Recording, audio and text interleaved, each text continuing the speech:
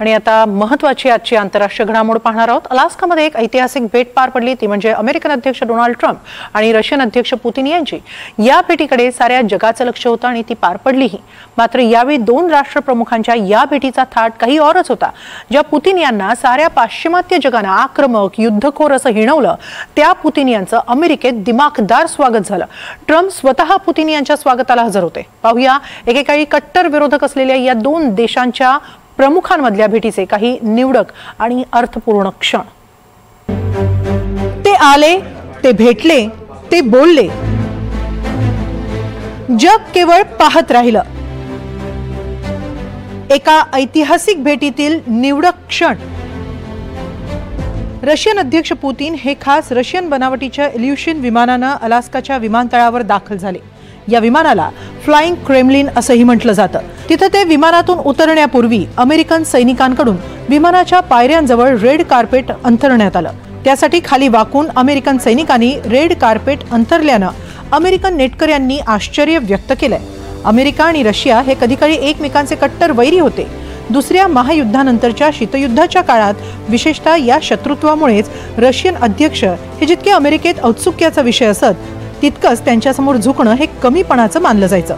म्हणूनच आता पुतिन यांच्यासाठी रेड कार्पेट अंथरल्यानं आश्चर्य व्यक्त होतंय। तर दुसरीकडे रेड कार्पेटच्या दुसऱ्या टोकाला अमेरिकन अध्यक्ष डोनाल्ड ट्रम्प उपस्थित होते। पुतिन यांच्या आगमनाची ते वाट पाहत होते। पुतिन येण्याआधी अर्धा तास आधीच ते विमानतळावर हजर झाले होते। पुतिन विमानातून उतरत असताना आणि ट्रम्प यांच्या दिशेने चालत येत असताना ट्रम्प टाळ्या वाजवताना कॅमेऱ्यात टिपले गेले। त्यामुळे अगदी मोठ्या उत्साहात ते पुतिन यांचं स्वागत करण्याच्या तयारीत असल्याचं दिसलं। शिवाय खुद्द पुतिन जेव्हा जवळ आले तेव्हा दोघांनीही अगदी जुन्या मित्रांप्रमाणे कडक हँडशेकही केला। या सौहार्दपूर्ण भेटीनंतर दोघंही त्यांच्यासाठी बनवण्यात आलेल्या स्टेजकडे चालत येऊ लागले। तेव्हा आकाशातून अमेरिकेच्या बॉम्बर विमानांनी पुतिन यांचं स्वागत केलं। B-2 बॉम्बर विमानं आणि फायटर जेट्स दोघांवरून उडत गेली।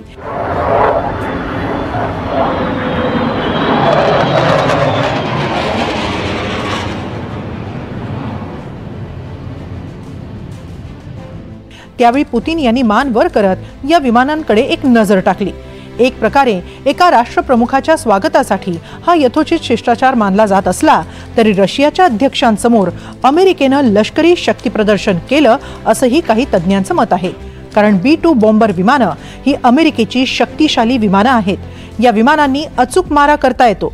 अलीकडेच इराणमध्ये अणुप्रकल्पांना लक्ष्य करण्यासाठी याच विमानांचा वापर करण्यात आला होता। दरम्यान पुतिन हे ट्रम्प यांच्यासह स्टेजकडे चालत येत असताना त्यांना स्टेजवर अलास्का 2025 अशी अक्षरं दिसली। पुतिन ट्रम्प यांच्या या भेटीला अलास्का शिखर परिषद असं नाव देण्यात आलं होतं। त्यामुळे ही अक्षरं पुतिन यांच्या स्वागतासाठी ठेवण्यात आलेल्या स्टेजवरच ठेवण्यात आली होती। मात्र पुतिन यांना काही ते आवडलं नसावं, कारण त्यांच्या सुरक्षा रक्षकांनी ती अक्षरं हटवण्याच्या सूचना केल्या आणि त्यांच्या सूचनेनंतर अलास्का 2025 लिहिलेला फलक स्टेजवरून खाली उतरवण्यात आला। अर्थात त्यांनी असं का करायला सांगितलं हे कळलं नाही। मात्र अलास्का म्हणजे रशियाच्या जिव्हाळ्याचा प्रश्न आहे, कारण अलास्का 1867 पूर्वी रशियन वसाहत होती आणि $7.2 मिलियन अमेरिकेला विकण्यात आली होती। अलास्का नैसर्गिक वायू आणि सोन्याच्या खाणींनी समृद्ध प्रदेश अमेरिकेला गेल्यामुळे आजही रशियाला पश्चाताप होतो। रशिया युक्रेन युद्धादरम्यान अलास्काही परत मिळवावं अशी मागणी रशियात जोर धरत होती। पुतिन यांचं विमानतळावर स्वागत झाल्यानंतर दोन्ही राष्ट्राध्यक्ष बैठकीच्या स्थळाकडे रवाना झाले। मात्र यावेळी दोघांनीही एकाच गाडीतून प्रवास केला। बरं, ही गाडी काही साधीसुधी नाही, तर ती अमेरिकन राष्ट्राध्यक्षांची खास सुरक्षित गाडी आहे। तिचं नाव आहे बीस्ट। खरं म्हणजे अमेरिकन अध्यक्षांच्या सुरक्षा प्रोटोकॉलचा विचार करता त्यांच्या कारमध्ये इतर कुणालाही परवानगी नसते। मात्र शुक्रवारचे पाहुणे खास होते। रशियाचे अध्यक्ष पुतिन म्हणजेच अमेरिकन अध्यक्षांचे समकक्ष, म्हणजेच तितकेच महत्त्वाचे व्यक्ती। मात्र सुरुवातीला म्हटल्याप्रमाणे रशिया अमेरिकेचा इतिहास पाहता ही कृती साऱ्यांसाठीच आश्चर्यकारक होती। तसंच अमेरिकन अध्यक्षांना इतर कुणाच्याही गाडीतून प्रवास करण्यास त्यांच्या सुरक्षा रक्षकांनी थेट मनाई केली असती। मात्र पुतिन हे बिनदिक्कतपणे ट्रम्प यांच्या बेस्टमधून गेले। त्यामुळे पुतिन यांच्या या कृतीनंही अनेकांच्या भुवया उंचावल्या गेल्या। ट्रम्प आणि पुतिन यांची बैठक सुरू होण्यापूर्वी दोघांच्या सहकार्यांची तोंडओळख सुरू होती। पुतीन आणि ट्रम्प मध्यभागी बसले होते. त्यांच्या आजूबाजूला त्यांचे सहकारी बसले होते. तेवढ्यात अमेरिकन शिष्टमंडळातील परराष्ट्र मंत्री मार्को रुबियो हे देखील खोलीत दाखल झाले. ते त्यांच्यासाठी राखीव खुर्चीकडे वळले. त्यांनी पुतीन यांच्याकडे पाहिलंही नाही. मात्र अध्यक्ष ट्रम्प यांच्या ही बाब लक्षात येताच त्यांनी रुबियो यांना हातानंच खुणावलं आणि नंतर रुबियो यांनी तातडीनं आपली चूक सुधारत पुतीन यांच्याकडे वळत त्यांच्याशी हस्तांदोलन केलं. तसंच इतर रशियन सदस्यांशीही हस्तांदोलन केलं. दरम्यान या भेटीनंतर पुतीन यांनी अलास्कामधील रशियन योद्ध्यांच्या स्मारकाला भेट दिली. दुसऱ्या महायुद्धात रशियन वैमानिक अलास्कामध्ये धारातीर्थी पडले, त्यांच्या सन्मानार्थ हे स्मारक उभारण्यात आलंय. तिथं जात पुतीन यांनी शहीदांना श्रद्धांजली वाहिली. तसंच या स्मारकाची देखभाल केल्याबद्दल पुतीन यांनी अमेरिकेचे आभार मानले.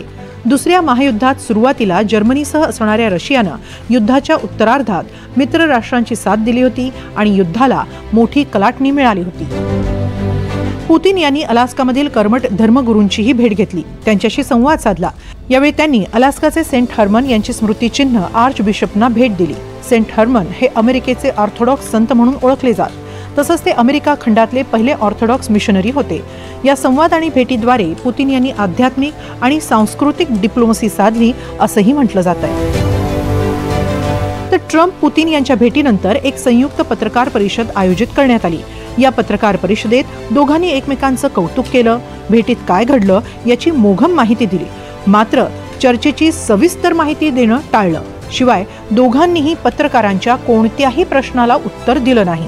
उलट पुतीन यांना युक्रेनमधला नरसंहार कधी थांबणार असं विचारण्यात आलं तेव्हा त्यांनी त्यावर ऐकू आलं नाही एवढंच उत्तर दिलं आणि नंतर दोघंही तिथून निघून गेले. या ऐतिहासिक भेटीनंतर रशियन अध्यक्ष पुतीन यांनी परतीची वाट धरली. यावेळीही त्यांच्या विमानाला अमेरिकन विमानांनी सुरक्षा कवच दिलं. रशियन विमानासह अमेरिकेची विमानं F-22 आणि F-35 ही विमानं उडत होती.